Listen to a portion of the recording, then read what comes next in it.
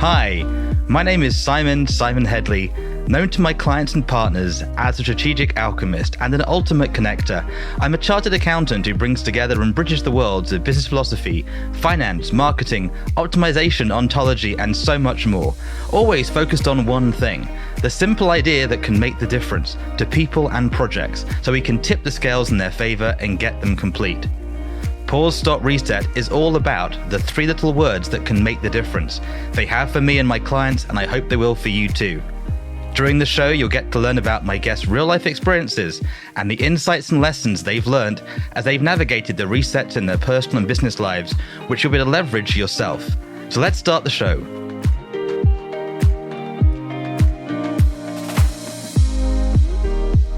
Welcome back to Pause, Stop, Reset. This is the podcast where we explore the moments in life that lead to breakthroughs, growth, and transformation.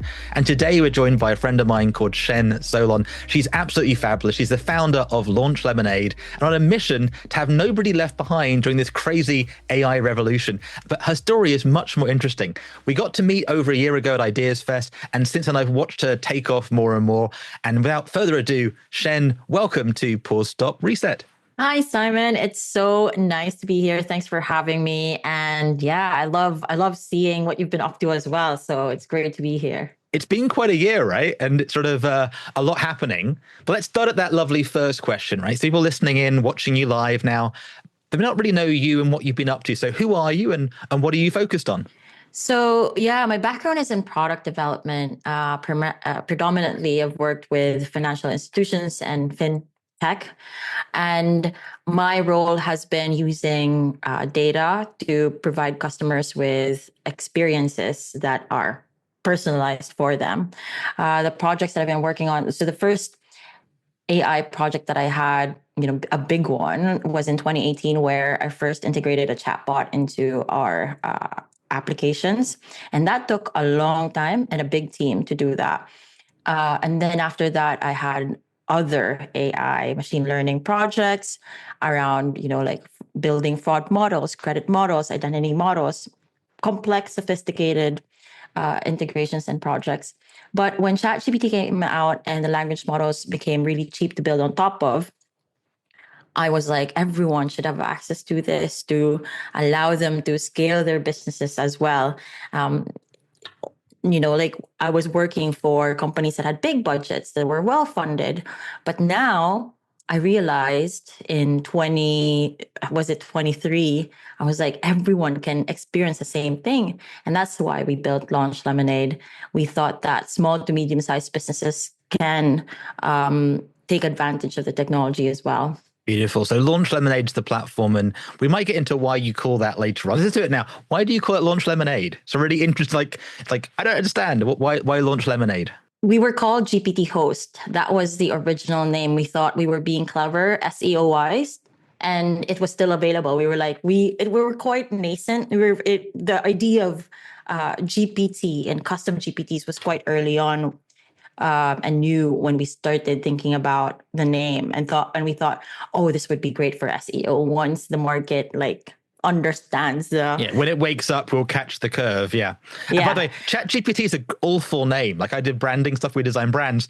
You wouldn't go, let's call it ChatJupiter. It's like a bizarre thing in the first place, right? So, okay. So then you pivoted, and was that a lawsuit? They said, we're going to sue you, or just went, no, what triggered the reswitch? ChatGPT released a statement saying that they were going to trademark GPT. And we were like, well, if they're going to do this, we need to come up with a name. So the next step's going to be trademark, lawsuits, cease and desist. I've been there myself with open source. Like, it's fine for 10 years and overnight, stop now. You're like, wait a minute, this is our entire business stream. So, okay. So again, why Launch Lemonade? What's the thinking? What was the creative idea? So we locked ourselves in a WeWork room and we thought, okay, we need to come up with a name that, no one would have thought of, especially in this space.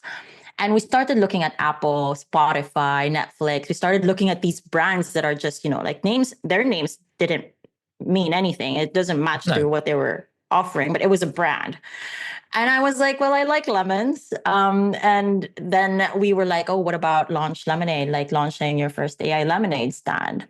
That was it. Nothing, Yeah. nothing fun, but it was more No, I love it. strategic. I love it. And there's a whole phrase about when life give you lemons, make lemonade, right? And it's challenging Exactly. times. So you're going to hear more about it. Launch Lemonade isn't the marketing pitch for it, but it's one of those things that when I first met you, it seems like really innocent and launch, but like you can hear the IT genius brain behind this. Sort of those dominate the web moments. So we'll get into this more as we get to know during the show. So if you look back on your life till now, what's some of the biggest shifts and resets you've been through? Oh, I'm a woman of resets. I was set on being in digital. Like I was going to be a filmmaker, but also like going to be in digital marketing. So my my degrees are in media communication. I also have a degree in philosophy. So I was around Wow. create that creative space. And then I have a master's degree in English literature, so like completely different.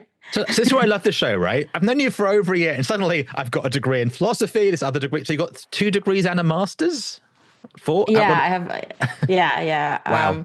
So I then after that, I was like, I don't want to go to work yet. So I decided to travel around a little bit and do odd jobs. So when I was in the States, I was a babysitter, and I also took kids around museums as a tour guide, kind of like and I was doing summer camp, counseling.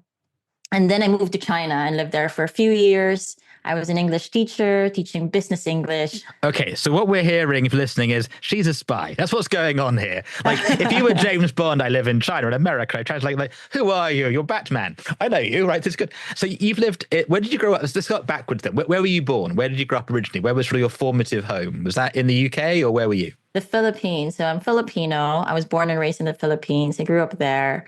And yeah, I've always had this belief that I can be anything I want to be and do anything that I want.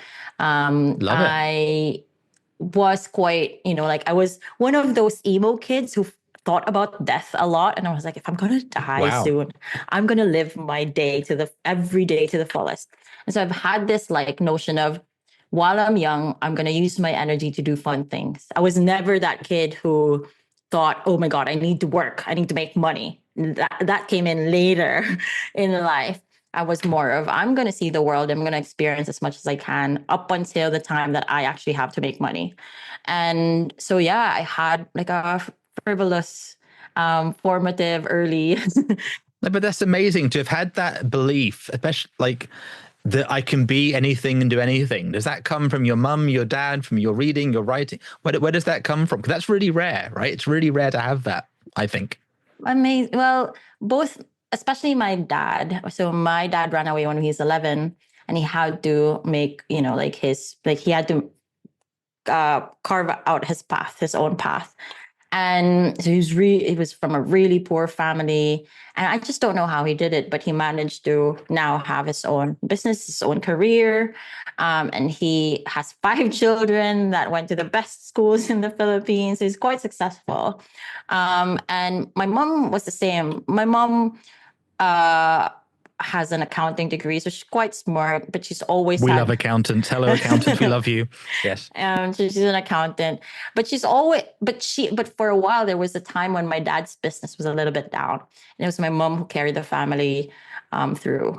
Education is not free in the Philippines. I went to a private school, and so as you can imagine, my mom had to like work super hard, and seeing that, I was like, oh my God, like I can do whatever I want. Like if they can make it happen, I can make it happen. And they've always instilled that in me, that especially my dad. Well, if you're listening, mum and dad, thank you very much. Like, honestly, it's a good thing. And are you the youngest of the 5, middle of the 5? Where are you in the 5? I'm the first of the 5. You're the oldest. Yeah, that's right. Beautiful. Okay. No, but that so it sounds like you've got a really interesting background. You've done lots of stuff. There's a whole there's a Netflix show. If you're watching, option the movie now, right? The Cien story, right? That's great. So you've been to America, China. Most haven't traveled that much. And having that worldview is very rare, especially in that reset brain. It's really easy to get stuck in. And inside of those, do you generally find it easy, or which of these do you find hardest, right? I'm about pausing, taking a day off, then going back to it. Stopping, just completely putting a stop on stuff. Usually for the entrepreneurs, that's quite hard. And resets, it sounds like you going, I'm changing my mind, new stuff is easy. Is that right? Like, which of those do you find hardest or easiest out of the pause, stop, and reset? I find both. I mean, both has its own challenges, but I think resetting is I find resetting, it's so beautiful. The idea of a jump start or reset or a Monday. I love Mondays. And I've always had that in me where like today could be my last day. I could die tomorrow. I'm hearing this loud and clear, this carpe diem thing, but where do you get, let's go backwards. Why do you have that so strong? Like I saw a death when I was very young. I nearly died multiple times. I know why I have that going on. What had you to have such a life could be short, live in the moment? What had you to have that? I think, well, I was very close to a couple of uncles who died young, and I read Nietzsche and I wrote poetry. As you do when you're 5 years old. Um, how old are you when you're reading Nietzsche? I started reading Nietzsche when I was 12, actually. I was one of those weird kids who Wow. was always at the library and happened to. It was because of Dead Poet Society. We love movies. Dead Poet Society, great movie.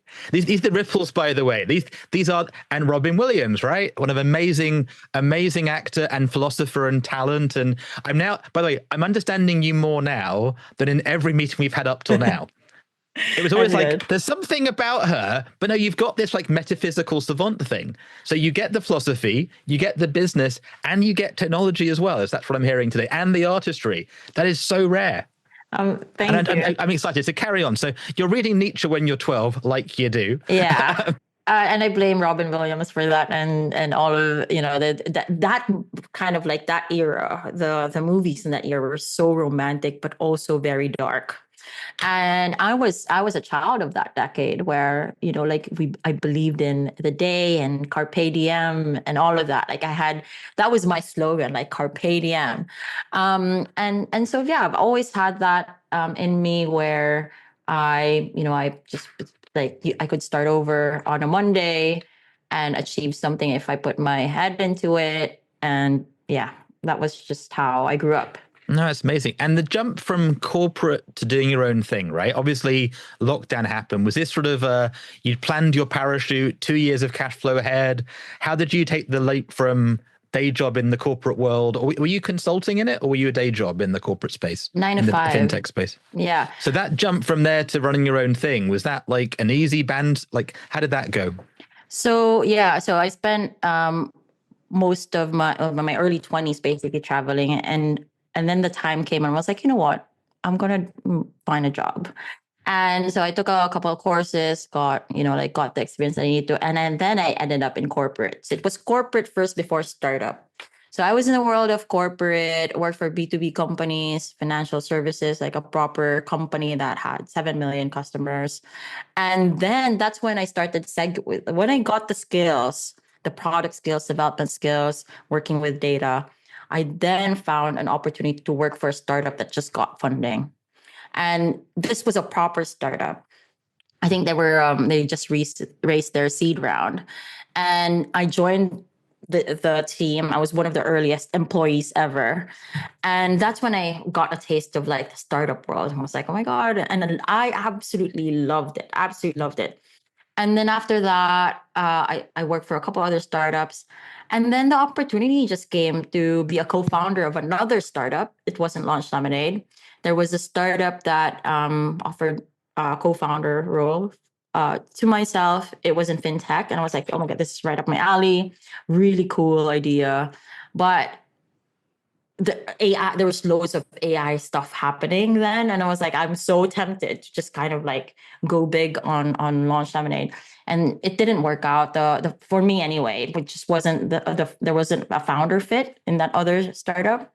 And so I moved away from that. But that was how I transitioned. It was more of, I was in corporate and then I got a taste of startup, got experience there, and then finally started moving to start my own. And it sounds like you've got this very, not laissez-faire, but you sort of, you're navigating life quite chilled. You haven't got 17 kids as far as I know, right? Sort of the usual one is people have dogs, cats, kids, dependents, and then they have to jump from the corporate job to run their own business. So you having that interim stage where you worked for a funded startup was probably quite a nice experience where it wasn't how do you pay the rent this week, but also you had the energy of, right, we've got to get numbers and things driving and moving forward. And I nearly jumped in, like a real startup. The irony, many of these startups that do raise a $250,000, $2 million, $5 million, they burn through it in 6-12 months and then never hear them again. So this world of, the guy in his shed in the UK or on the beach having an idea and seed starting it, it's a really fascinating thing about what real is and entrepreneurship is. And our friend Ernesto always talks about, and if you haven't had that 2 a.m. feeling of how do I pay all my bills next week, you haven't done the entrepreneurship thing yet. There's always that moment at any level scale. But I love that you've been in that phase now, and that's really interesting, the variety of things you've done and the navigation. And I still think you're on your journey taking off even more. Obviously now you are over 21, I believe, right? We've got 20 years in. What's something you wish you could send back to the younger Cien? Maybe she was 10, 12, eating Nietzsche. What do you wish you could send back to her, a lesson that you wish you could give your younger self? That's an amazing question. I think, I often think about this, like, what would I have done differently? And I'm one of these people that say, I wouldn't have, I love, like, everything was great, but it wasn't great. I definitely wish that I was more, I had a stronger kind of like feminist voice, but I didn't understand what feminism was, or I didn't understand what it meant to stand up for yourself or for other women. But I wish I had that. So if there was something that I wish I was more aware and conscious of, it definitely would be inequality and the lack of equity for women.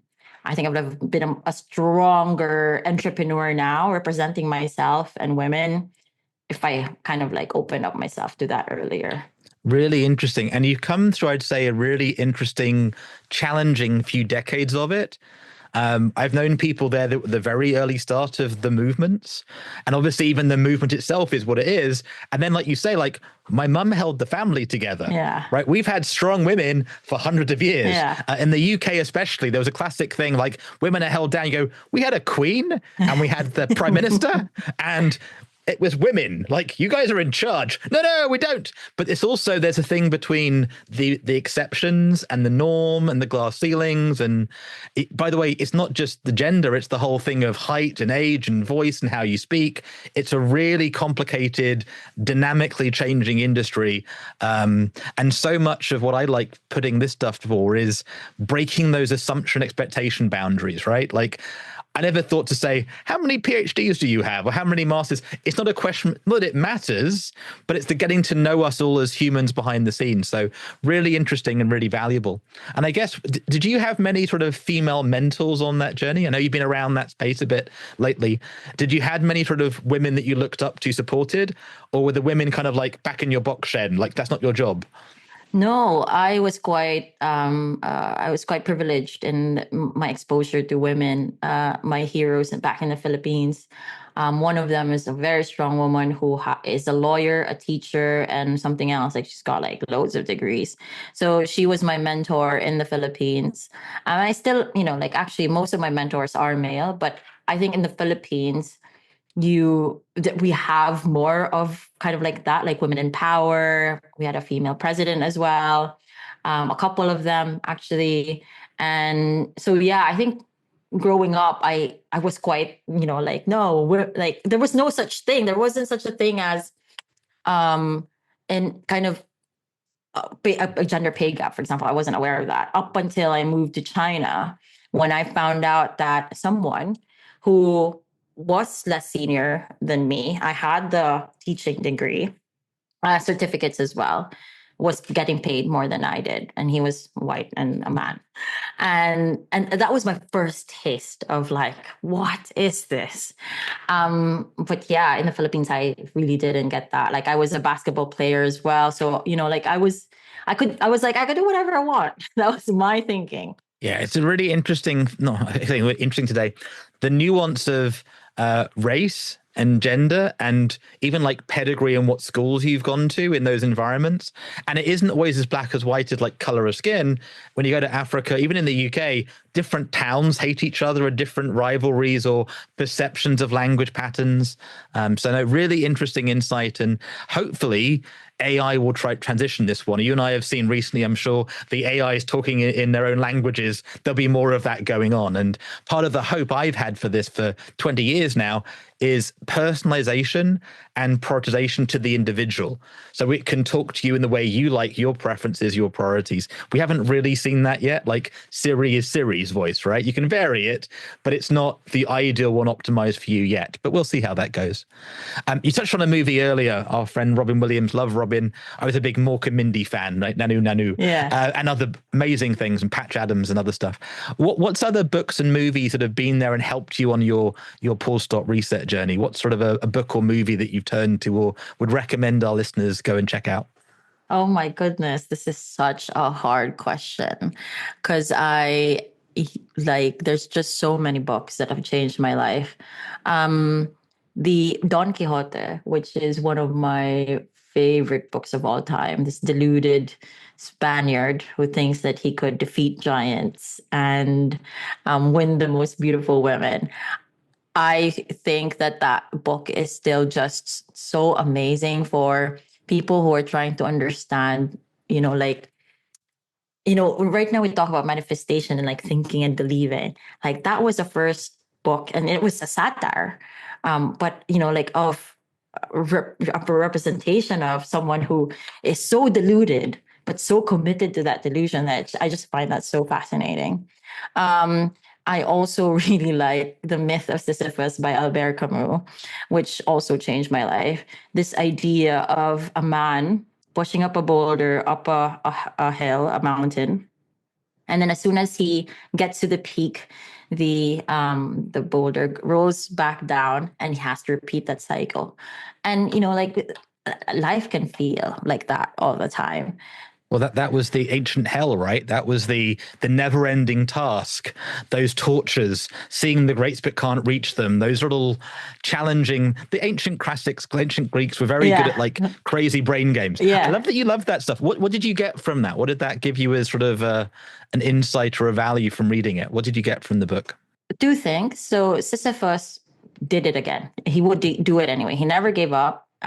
Sure, he was punished to do it. He was made to do it, but he would push that boulder. He would push that boulder day in and day out. And this idea of respite, when you get to the top of the mountain and you've done your task, you achieved that goal, and you're like, yeah.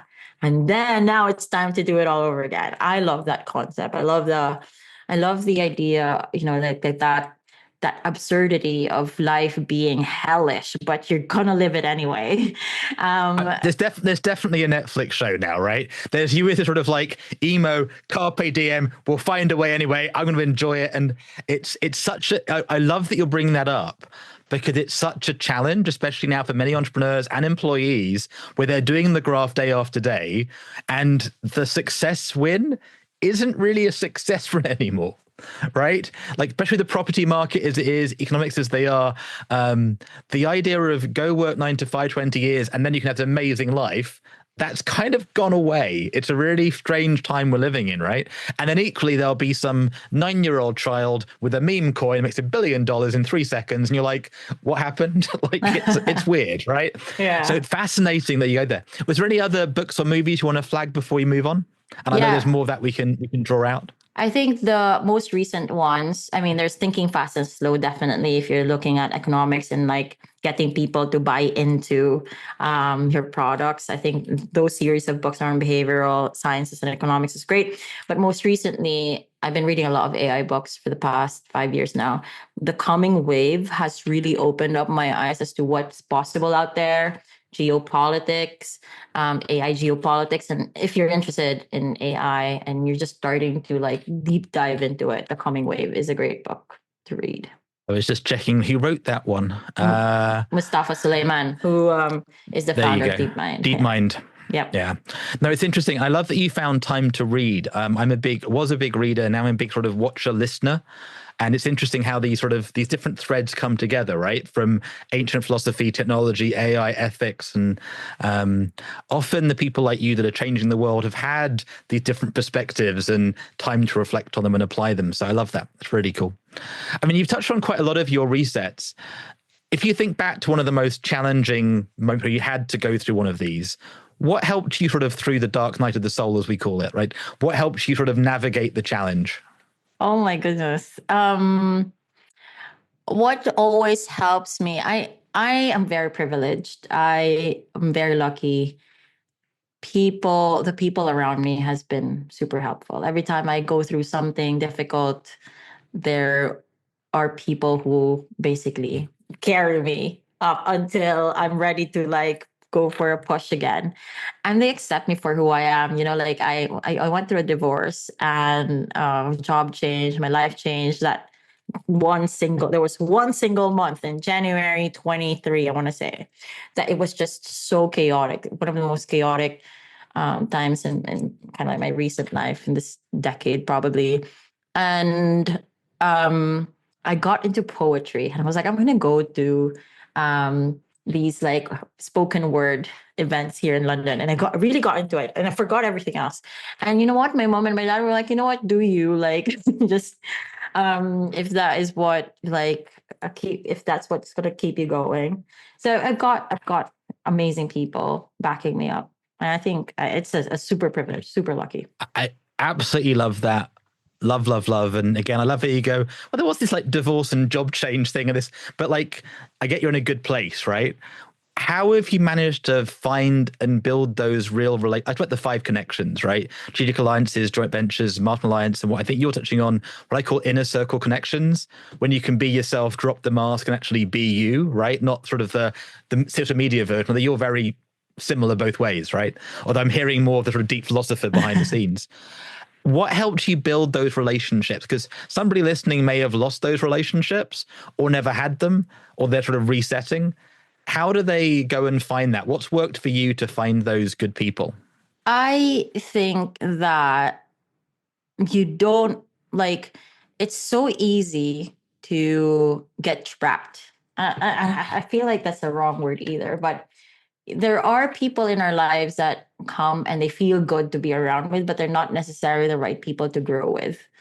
And I think the moment you realize that the people you surround with impacts how you perform, who you become, and then this is the moment that you become conscious of that, the moment you curate that like your environment better. And yeah, you make an effort to build relationships to actually, this is a simple formula. If I want to become them, I'm going to be around them. Interesting. And given your sort of a programmer's mind, right, as well as the philosopher, you and I have been around the London scene for a while, right? You've been over here for a couple of years. Not everybody's who they seem on the outside. So how does somebody discern? I love, like, if I want to become them, be around them, how do they discern who is actually like worth spending some time with, right? Because you've met some lovely, amazing people over your lifetime. They're not always obvious who they are. Like you, I wouldn't have guessed for sort of philosophy, poetry person, but you've got that to you, right? But there was like who are you? You're cool.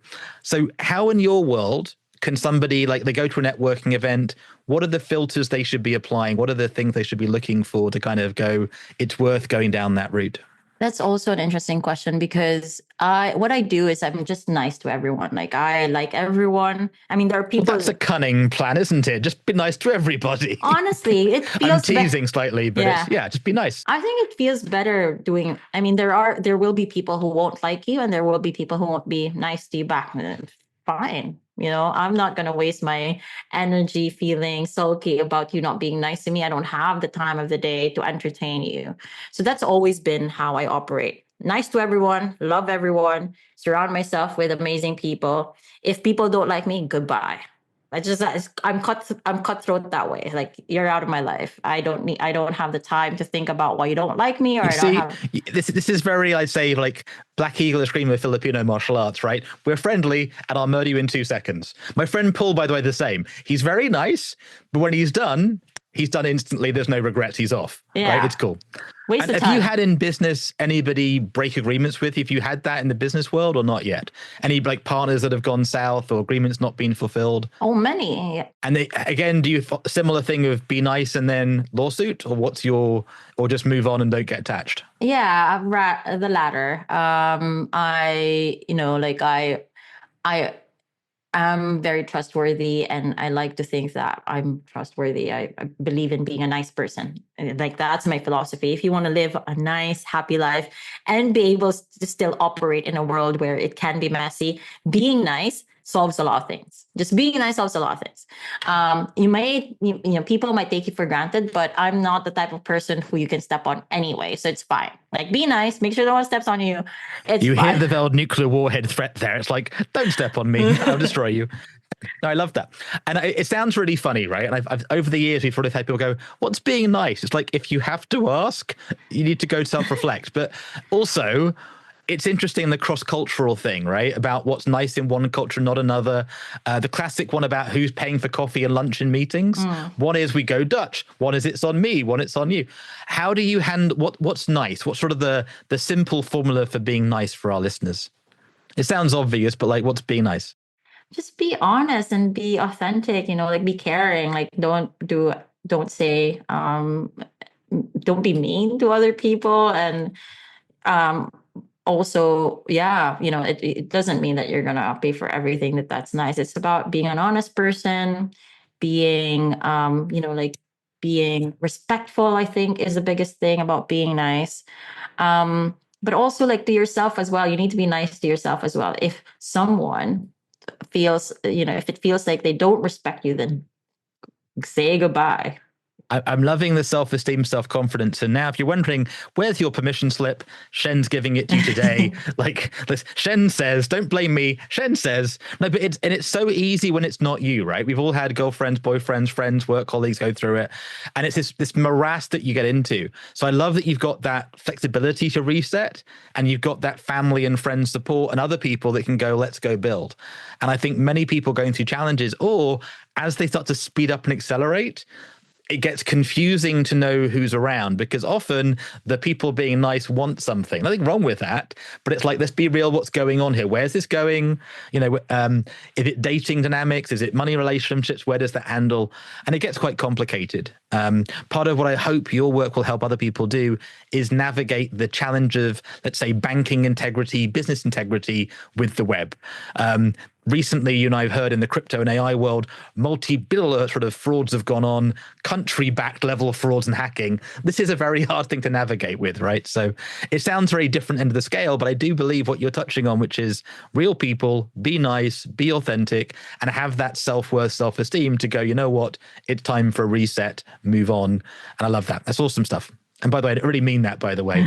It's the thing that I wish somebody had like kept telling me on those bad days. We all want to be human and be nice, but not always is everyone's nice the same thing. Sometimes it's how do you look in that t-shirt? The answer is you look great. The other is no, change your t-shirt, right? It depends on the dynamic. So really useful, valuable insights, I think, there. If somebody is looking to do a shift and reset, either in their business, in their startup, in their life, is there any other top tip from your wisdom bag you want to share today? Just do it. Experiment, try it out. If it doesn't feel right, then try something else out. Just go for it. I love that one. Now, I'm sure many people listening are going to go, I like this person. How do I find out more about her? What's the best way to get in touch with you and connect with your world? Well, it depends on what you want to learn more and what interests you. I have a newsletter that I started curating called Human in the Machine, where I talk about what it means to be human in the time of intelligent machines, like how, there's what I call the great leveling, because we've got this access to this very smart thing that if we knew how to use it, we could just be as smart as the next person who has a PhD in AI or something, right? So I talk a lot about that. I have a podcast that I just released 2 weeks ago. My first guest was ChatGPT, where again, it's more about like from AI and people experts, what does it mean to be human? So you can find me on Spotify, YouTube, Substack. And I also have my startup called LaunchLemonade. It's a platform where anyone can build their AI dreams out, as I like to call it. But it's a camera for AI applications, where if you come up with an idea that needs to be AI powered, you can build it on top of our no-code solution. We've got 21 language models on there, and a community and master classes to help you become an AI expert. And I'm on LinkedIn. That's it. Yeah. And if you reach out to Cien on LinkedIn, that's Cien and then Solon, Solon, you may be talking to her. Maybe it's an AI. You can't tell. That's the magic of her work. I don't know. It's usually you, though, I think, currently on LinkedIn, right, who responds. Yeah. And you're really available. My sense is over the next 5-10 years, you're going to go to some very interesting places. You're going to go, I met that person. I remember when Canva launched really early days, and we never would have imagined, I didn't, where Canva's got to now, right? Amazing. And many of these things are changing in really interesting, quirky ways. Some of them highly planned, highly predicted. It was guaranteed. The world we're into is this lovely, weird, chaotic space. Is there any final thought you want to leave our listeners with today as we wrap up the show? Any sort of final, like, you know what, Cien was talking and she said that. What's the biggest thing you want to leave them with? Wow. I think carpe diem. Just live your life short, and do what you want to do. Such a simple advice, but so many of us don't do it and then have this giant regret thing. So carpe diem, such a valuable advice. Seize the day, live in the moment and do it.